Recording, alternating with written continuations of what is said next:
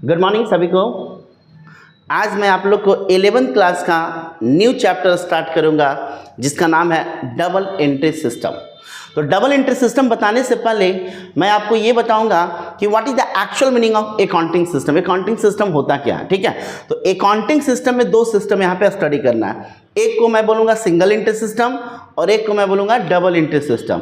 लेकिन most and most important chapter की बात करें तो वो डबल एंट्री सिस्टम ही होता है, क्योंकि पूरा का पूरा 11th क्लास का जो बेस होता है ना वो डबल एंट्री सिस्टम को फॉलो करता है। क्योंकि डबल एंट्री सिस्टम का नॉलेज रहेगा तभी आप टोटल का टोटल चैप्टर जब आप पढ़ोगे, journal, ledger, trial balance, trading and profit and loss account, balance sheet, bills of exchange, bank reconciliation statement, depreciation, जितना भी चैप्टर आप पढ़ोगे ना या फिनेंशियल स्टेटमेंट में जो भी टॉपिक आप पढ़ोगे वो पूरा का पूरा डबल एंट्री सिस्टम पे बेस है, ठीक है। तो डबल एंट्री सिस्टम बताने से पहले हम आपको सबसे पहले क्या बताएंगे, अकाउंटिंग सिस्टम। अकाउंटिंग सिस्टम क्या होता है, जैसा कि आप लोग पढ़े होंगे कि जितने भी बिजनेस के ट्रांजैक्शन होते हैं, all types of business transaction are recorded in the systematic manner in the different types of book. मतलब जितना भी बिजनेस का ट्रांजैक्शन होता है ना वो सभी बिजनेस के ट्रांजैक्शन को डिफरेंट टाइप्स ऑफ बुक में हम लोग मेंटेन करते हैं। जैसे हमने बताया हो कि आइडेंटिफाई किया जाता है, रिकॉर्डिंग किया जाता है, क्लासीफाइंग किया जाता है, समराइजिंग किया जाता है और इंटरप्रेटिंग किया जाता है। तो ये सब जब किया जाता है ना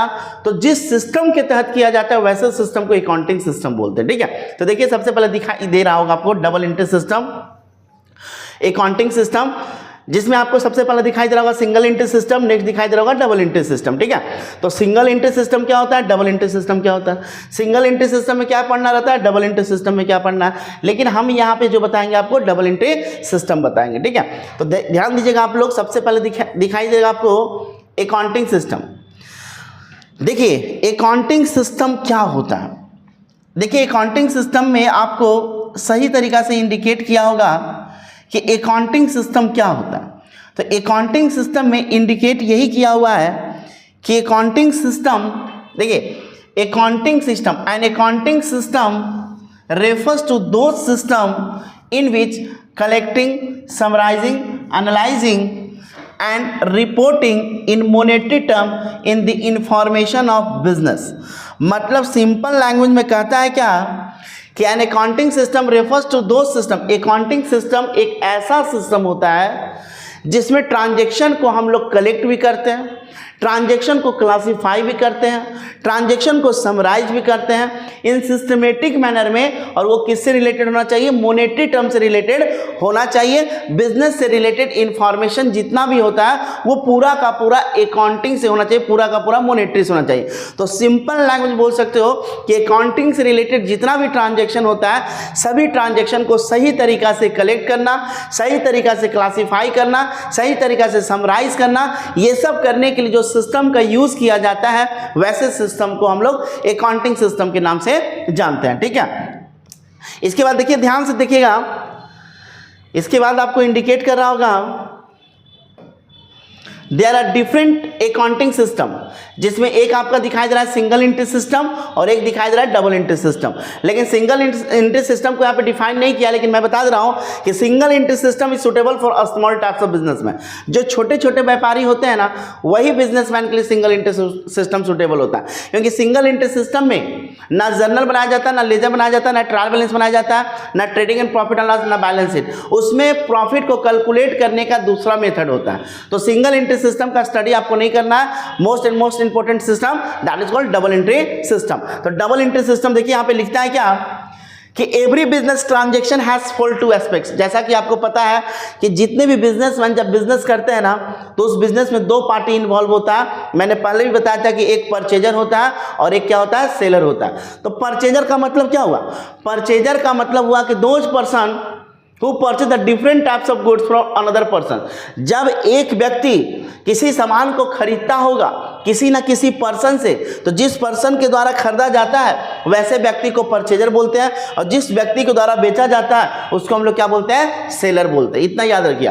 तो दोनों के बीच जो मोनेटरी इवेंट होता है ना, क्या होता है, मोनेटरी इवेंट। तो दोनों के बीच जो मोनेटरी इवेंट होते हैं ना उसी को हम लोग क्या बोलते हैं, ट्रांजैक्शन बोलते हैं। जिसमें दो तरह का ट्रांजैक्शन हमने बताया था। एक हमने क्या बताया था, that is called cash transaction, और एक हमने क्या बताया था, क्रेडिट ट्रांजैक्शन। तो कैश ट्रांजैक्शन में केवल केवल कैश इन्वॉल्व होता है, और क्रेडिट ट्रांजेक्शन में दैट इज कॉल्ड वो कैश से रिलेटेड नहीं होता है। ठीक है, तो सिंपल लैंग्वेज में ये सब आप समझे होंगे। तो देखिए कहता है क्या, एवरी बिजनेस ट्रांजेक्शन, पहले देखिए ध्यान से बोर्ड पे क्या लिखा हुआ है।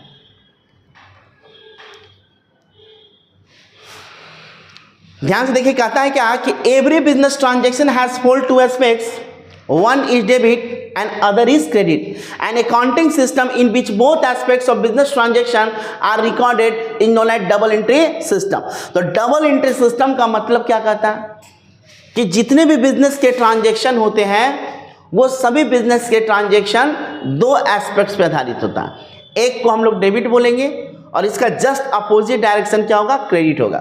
और कहता है क्या, एन अकाउंटिंग सिस्टम, मतलब अकाउंटिंग का एक ऐसा सिस्टम जिसमें दोनों तरह के ट्रांजैक्शन को सही तरीका से जब मेंटेन किया जाता है वैसे सिस्टम को ही कौन सा सिस्टम बोलते हैं, डबल एंट्री सिस्टम के नाम से जानते हैं। ठीक है, जिसको हम लोग दोहरा लेखा प्रणाली, इसमें दो सिस्टम दिखाई देगा, एक डेबिट दिखाई देगा और एक क्या दिखाई देगा, जस्ट अपोजिट डायरेक्शन में क्रेडिट दिखाई देगा। ठीक है, तो ये याद आपको रखना है कौन सा डेबिट होता है और कौन सा आपका क्रेडिट होता है। ठीक है, नेक्स्ट इसी तरह से एक और डेफिनेशन दिखाई देगा कि every business transaction has for two aspects and that it affect two account in opposite direction and if a complete record were to be made of each such transaction it would be necessary to debit once account and credit another account. बात वही बोल रहा है कि business के जितने भी business के ट्रांजेक्शन होते हैं वो दो एस्पेक्ट्स पर आधारित होता है और एक दूसरे का जस्ट अपोजिट डायरेक्शन होता है। एक व्यक्ति जो होता है उसको डेबिट किया जाएगा और एक को क्रेडिट किया जाएगा। ठीक है, और दोनों अपोजिट डायरेक्शन और दोनों ट्रांजैक्शन को एक ही साथ रिकॉर्ड किया जाता है ना, वैसे सिस्टम को हम लोग डबल एंट्री सिस्टम के नाम से जानते हैं। ठीक है, नेक्स्ट बाबू देखिए, इसके बाद आपका डबल एंट्री सिस्टम क्या हुआ, आपको समझ में आ गया। डबल एंट्री सिस्टम जो होता है लग्जरी होता है। डबल एंट्री सिस्टम में डिफरेंट टाइप्स ऑफ बुक को मेंटेन किया जाता है और it different types of book को मेंटेन तो किया जाता है, साथ में कंपनी का ऑडिट भी किया जाता है। तो ये सब में ऑडिट फी भी लगते हैं, तो इसको लग्जरी इसीलिए बोला जाता है क्योंकि महंगा होता है। ठीक है, कॉस्टली होता है। लेकिन सिंगल एंट्री सिस्टम लग्जरी इसलिए नहीं बोला जाता है कि सिंगल एंट्री सिस्टम सुटेबल किसके लिए होता है, स्मॉल टाइप्स ऑफ बिजनेसमैन के लिए, और उसका केवल काम होता है कि कितना बिजनेस में पैसा आया, कितना पैसा गया, कितना प्रॉफिट हुआ, कितना लॉस हुआ। उसके लिए सिंगल एंट्री सिस्टम के लिए आपको ऑडिट करवाने का कोई जरूरत नहीं पड़ता है। सिंगल एंट्री सिस्टम जब आप पढ़ते होंगे तो सिंगल एंट्री सिस्टम में जर्नल लेजर ट्रायल बैलेंस ये सब कस्टडी मतलब ये सब नहीं बनाया जाता है। हाँ, बनाया जाएगा कब, जब ये सिंगल एंट्री से एक डबल एंट्री में कन्वर्ट किया जाएगा तब। तो most and most important system हमने क्या बोला था, डबल एंट्री सिस्टम, और यही सिस्टम आपको पढ़ना होगा। ठीक है, तो हमने डबल एंट्री सिस्टम का कॉन्सेप्ट आपको अच्छी तरह से बता दिया कि डबल एंट्री सिस्टम होता क्या। ठीक है, जिसमें दो सिस्टम होगा, एक डेबिट होगा और जस्ट अपोजिट क्या होगा, क्रेडिट, और दोनों को जब एक साथ हम लोग रिकॉर्ड करेंगे वैसे सिस्टम को कौन सा सिस्टम बोलेंगे, डबल एंट्री सिस्टम के नाम से जानेंगे। ठीक है, नेक्स्ट अभी हम आपको बताने जा रहे हैं features of double entry system, मतलब characteristic of double entry system.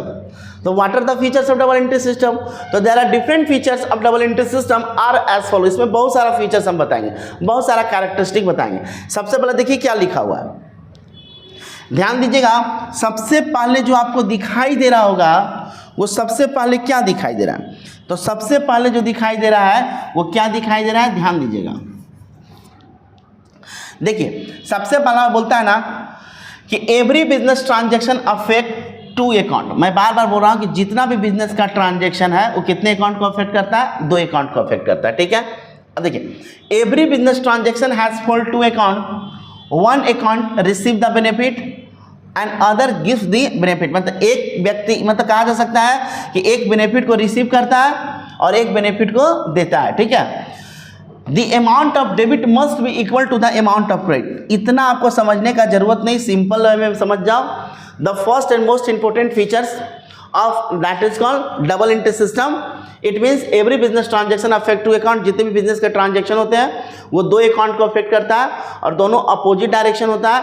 एक जो होता है डेबिट होता है और एक क्या होता है, क्रेडिट। तो डेबिट को किसको हम बोलते हैं, दैट इज को यहाँ लिखा है one account receive the benefit, जो बेनिफिट रिसीव करता है, और एक दूसरा क्या होगा जो बेनिफिट देता है। ठीक है, तो एक डेबिट होगा और एक क्रेडिट, और दोनों को जब साथ में मेंटेन करेंगे वैसे सिस्टम को डबल एंट्री सिस्टम बोलेंगे। और डबल एंट्री सिस्टम का एक फीचर्स है जिसको हम बोलेंगे every business transaction has affect the two account. इसमें दो अकाउंट को अफेक्ट करता है। ठीक है, नेक्स्ट लिखता है क्या, recording of both personal in personal. तो सबसे पहले हमको समझना पर्सनल और इन पर्सनल क्या होता है। ऐसे भी हम आगे का टॉपिक में पर्सनल इन पर्सनल पूरा डिटेल बताएंगे, लेकिन इस टॉपिक में आपको समझ लेना है कि पर्सनल इन पर्सनल क्या होता है। लिखा है recording of both personal in personal, मतलब डबल एंट्री सिस्टम में जितने भी बिजनेस के ट्रांजैक्शन को सिस्टमेटिक मैनर से जब डिफरेंट टाइप्स ऑफ बुक में हम लोग मेंटेन करते हैं ना, तो इसमें अकाउंट को भी हम लोग आइडेंटिफाई करते हैं। कौन सा पर्सनल अकाउंट होगा, कौन सा इम्पर्सनल अकाउंट होगा। इम्पर्सनल में दो अकाउंट हम आगे चल के पढ़ाएंगे, एक होगा रियल अकाउंट, एक होगा नॉमिनल अकाउंट। तो सबसे पहले हमको ये समझाना है कि पर्सनल अकाउंट क्या होता है। तो सिंपल लैंग्वेज में देखो समझा देते हैं। पर्सनल, देखो ये पर्सनल में अगर एल हटा दे हम यहाँ पे, तो ये पर्सन हो जाएगा। क्या हो जाएगा, पर्सन। याद रखिएगा, सिंपल लैंग्वेज में आप बोल सकते हो कि personal account are those account which are related with different types of person such as real person and artificial person and representative person. तो पर्सनल अकाउंट में का भी टाइप्स होता है। नेचुरल पर्सन क्या होता है, उसके साथ साथ रियल पर्सन क्या होता है, उसके साथ साथ रिप्रेजेंटेटिव पर्सन क्या होता है। तो सब मैं बताऊंगा आपको, लेकिन अभी सिंपल वे में समझ जाना है कि इसमें जितने भी बिजनेस के ट्रांजैक्शन है ना, उसको जब रिकॉर्ड किया जाएगा तो दोनों अकाउंट को रिकॉर्ड किया जाएगा। पर्सनल को भी किया जाएगा और इम्पर्सनल अकाउंट को किया जाएगा। इम्पर्सनल और पर्सनल में अंतर यही है कि जो पर्सन से रिलेटेड अकाउंट होते हैं ना, वैसे अकाउंट को पर्सनल अकाउंट बोलते हैं। जैसे अगर देखा जाए श्याम अकाउंट, जैसे देखा जाए मनीष अकाउंट, जैसे देखा जाए सोहन अकाउंट, जैसे देखा जाए Rohit account, Sita account, Gita account, किसी कंपनी का नाम रिलायंस प्राइवेट लिमिटेड कंपनी, किसी कंपनी का नाम Tata private limited company, Mahindra private limited company. मतलब जब भी कोई कंपनी का नाम, जब भी कोई किसी खास व्यक्ति का नाम से रिलेटेड कोई अकाउंट होगा ना, वैसे अकाउंट को हम लोग कौन सा अकाउंट बोलेंगे, पर्सनल अकाउंट बोलेंगे। सिंपल वे में समझ जाओ। तो personal account are those account which are related with different types of person such as real person, artificial person and representative person. तो रियल पर्सन में कोई खास व्यक्ति के नाम से जो अकाउंट होगा उसको रियल पर्सन बोलेंगे। आर्टिफिशियल जो कोई ना कोई कंपनी के नाम से अकाउंट होगा उसको हम लोग दैट इज क्या बोलेंगे, आर्टिफिशियल। और रिप्रेजेंटेटिव को आगे हम चल के बताएंगे कि रिप्रेजेंटेटिव किसको, जिसको रिप्रेजेंट किया जाता है। जैसे आउटस्टैंडिंग रेंट हो गया, प्रीपेड सैलरी हो गया, प्रीपेड इंश्योरेंस हो गया, आउटस्टैंडिंग वेजेज हो गया, आउटस्टैंडिंग सैलरी हो गया। ये सब को रिप्रेजेंटेटिव पर्सनल अकाउंट बोलते हैं। लेकिन ये रिप्रेजेंटेटिव पर्सनल अकाउंट को आगे चल के हम अच्छी तरह से एक्सप्लेन करेंगे कि रिप्रेजेंटेटिव पर्सनल अकाउंट क्या होता है। तो सिंपल लैंग्वेज में पर्सनल अकाउंट का मतलब समझ में आ गया। इम्पर्सनल क्या होता है, इम्पर्सनल जस्ट अपोजिट होगा कि impersonal account are those account which are not related with person but related with real and nominal. मतलब जब भी कोई एसेट से रिलेटेड होगा, जब भी प्रॉफिट लॉस से रिलेटेड होगा, जब भी इनकम एंड एक्सपेंसेस से रिलेटेड होगा, तो वैसे अकाउंट को हम लोग इम्पर्सनल, मतलब जो पर्सन से रिलेटेड ना हो। तो जो पर्सन से रिलेटेड अकाउंट नहीं होता है, वैसे अकाउंट को हम लोग इम्पर्सनल अकाउंट के नाम से जानते हैं। ठीक है, जिसमें ये रियल अकाउंट एक होगा और एक नॉमिनल अकाउंट होगा। तो रियल क्या होगा, नॉमिनल क्या होगा, वो आगे चल के हम बताएंगे आपको। ठीक है, नेक्स्ट देखिएगा, इसमें कहता है every account has two side. याद रखना, इसमें भी कह रहा है क्या, every account has two side का मतलब जितने भी अकाउंट होते हैं उसमें दो साइड होता है, एक लेफ्ट हैंड साइड होता है, एक right hand side. Left hand side को डिनोट किया जाता है डेबिट से, राइट हैंड साइड को डिनोट किया जाता है क्रेडिट से। तो कहता है क्या, every account has two side such as left hand side is known as debit side and right hand side is known as, मतलब जितने भी अकाउंट होंगे, चाहे तो वो पर्सनल से रिलेटेड हो, चाहे रियल से रिलेटेड, चाहे नॉमिनल से रिलेटेड, किसी अकाउंट से रिलेटेड हो, सभी अकाउंट के दो साइड होते हैं, दो भाग होता है। लेफ्ट हैंड साइड को हम लोग डेबिट साइड बोलेंगे, राइट हैंड साइड को हम लोग क्रेडिट साइड बोलेंगे। ठीक है, next, recording according to certain rule. याद रखिएगा, इसमें जितने भी बिजनेस के ट्रांजैक्शन होते हैं, वो सभी बिजनेस के ट्रांजैक्शन को कोई ना कोई सर्टेन रूल पे आधारित होता है। रूल मतलब नियम पे आधारित होता है। नियम इन द सेंस ऑफ कहने का मतलब, जैसे आप जब क्वेश्चन सॉल्व करोगे आगे चल के, जब जर्नल बनाओगे, लेजर बनाओगे या ट्रायल बैलेंस बनाओगे, तो ये सब जितना भी टॉपिक पढ़ोगे, जितना भी चैप्टर पढ़ोगे ना, तो इसमें जितना भी क्वेश्चन बना हुआ होगा वो रूल पे बेस होगा।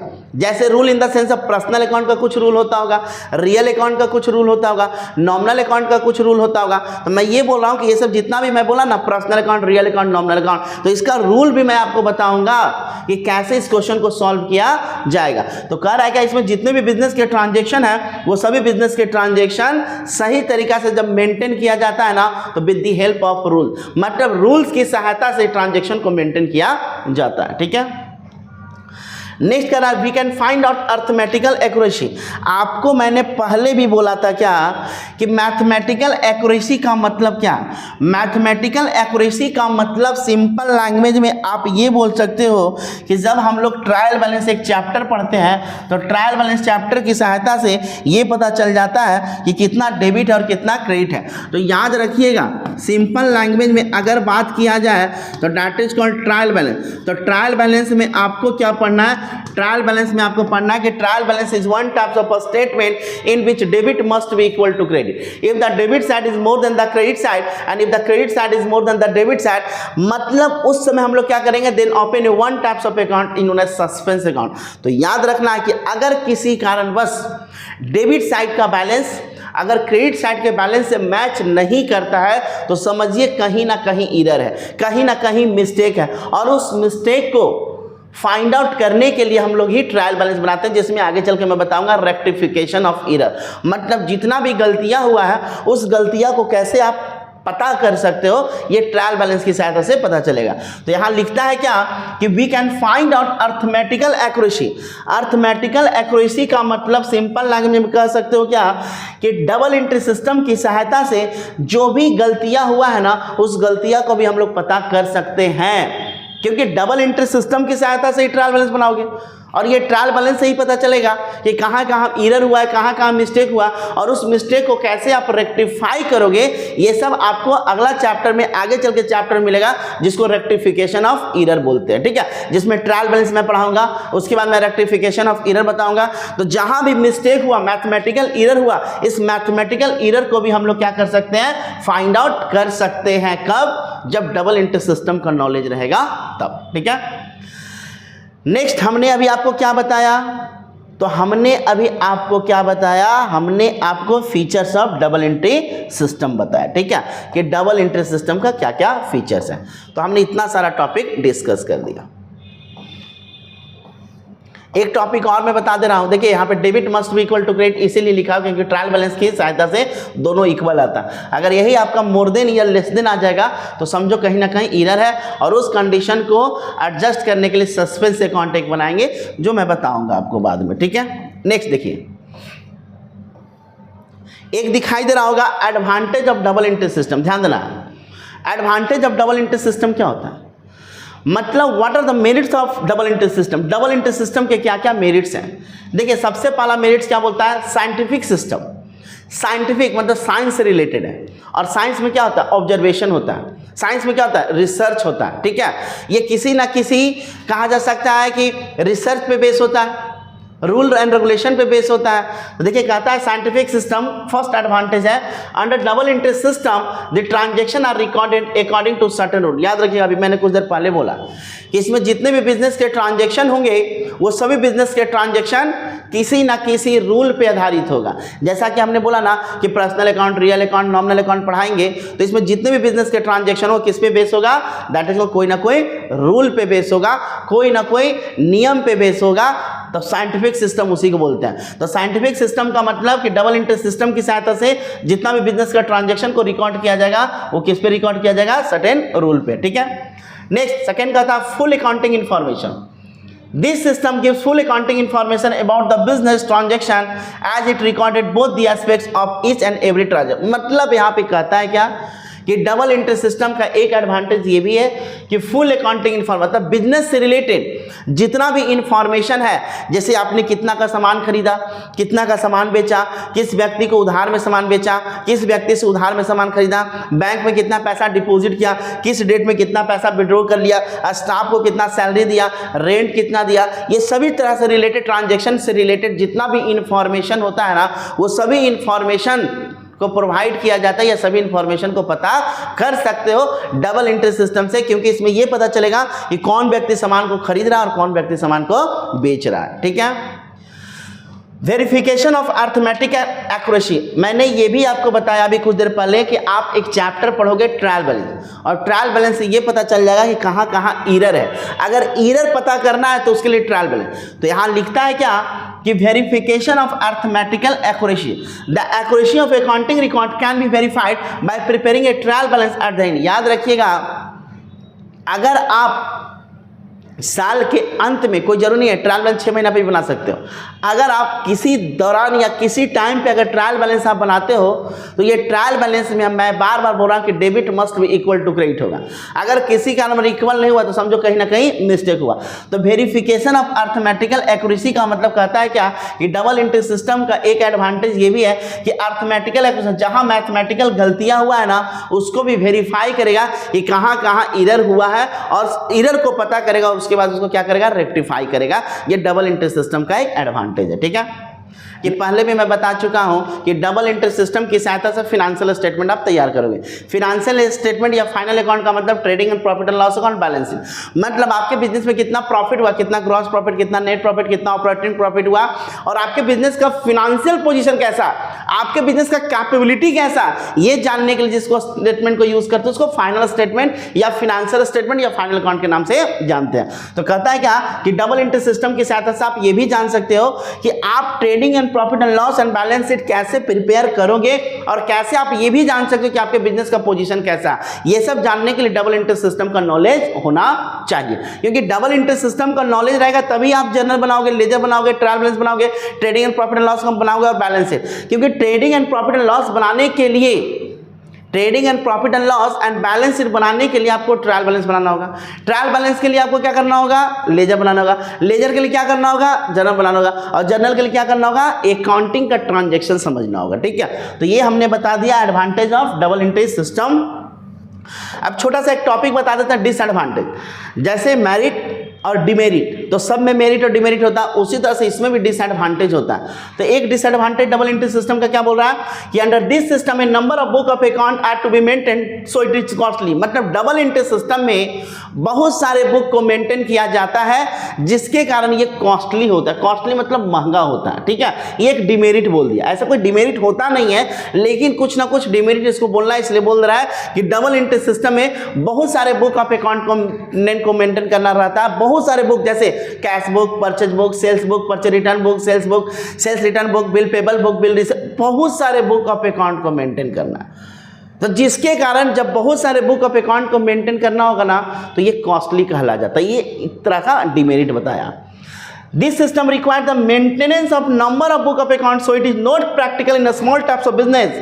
जैसा कि हमने बोला आपको क्या, ये डबल एंट्री सिस्टम जो होता है ना वो ऑल टाइप्स ऑफ बिजनेसमैन के लिए सूटेबल, ये बात सही है, लेकिन छोटे छोटे व्यापारी लोग के लिए डबल एंट्री सिस्टम सूटेबल नहीं है, क्योंकि इसमें बहुत सारे बुक ऑफ अकाउंट को मेंटेन किया जाता है। तो हमने पहले भी बोला कि single entry system is suitable for a small types of, single entry system जो होता है ना सुटेबल होता है किसके लिए, that is a small types of businessman के लिए, जो छोटे छोटे व्यापारी होते हैं। केवल उसका काम होता है कितना पैसा आया, कितना पैसा गया।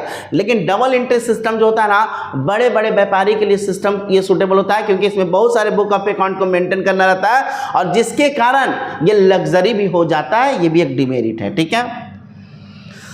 लेकिन किसके लिए, ये स्मॉल टाइप्स ऑफ बिजनेसमैन के लिए दैट इज कॉल्ड डिमेरिट कहलाएगा, इसलिए क्योंकि double entry system small types of businessman maintain नहीं कर सकता। ठीक है। अब देखिए लास्ट का टॉपिक है कि इसमें बुक ऑफ अकाउंट है। बुक ऑफ अकाउंट्स में primary book and secondary book, जिसको हम लोग प्रिंसिपल बुक के नाम से जानते हैं, ये सब आपको आगे चल के सब्सिडरी बुक में पढ़ना है। तो इसमें ज़्यादा कुछ नहीं करना है, डिफरेंट टाइप्स ऑफ ट्रांजैक्शन को डिफरेंट टाइप्स ऑफ बुक में मेंटेन करना, that is called books of account बोला जाता है, जिसमें first is primary book and second is principal book, इसको बोलो चाहे सेकेंडरी बुक भी बोल सकते हो, जिसमें ये सब आपको टॉपिक पढ़ना है। Journal, cash book, purchase book, sales book, purchase return book, sales return book, bill receivable, bill payable, journal proper, और एक आपको क्या पढ़ना है, लेजर पढ़ना। तो ये सब तो आपको आगे चल के पढ़ना है, जिसको हम लोग सब्सिडरी बुक बोलते हैं। और सब्सिडरी बुक पढ़ने के बाद आप पूरा अच्छी तरह से ये जान जाओगे कि एक्चुअल वैल्यू, कैश वैल्यू, मतलब कैश बुक की सहायता से एक्चुअल आप ये निकालोगे कितना कैश रिसिप्ट हुआ, कितना कैश पेमेंट हुआ। परचेज बुक से ये पता चल जाएगा कितना हमने उधार में सामान खरीदा। तो ये सब का स्टडी मैं आपको आगे चल के करवाऊंगा। तो ये टॉपिक आपका कंप्लीट हो गया। नेक्स्ट टॉपिक नेक्स्ट वीडियो के साथ, नेक्स्ट क्लास के साथ मैं मिलूंगा, नेक्स्ट चैप्टर नेक्स्ट दिन। Okay, thank you.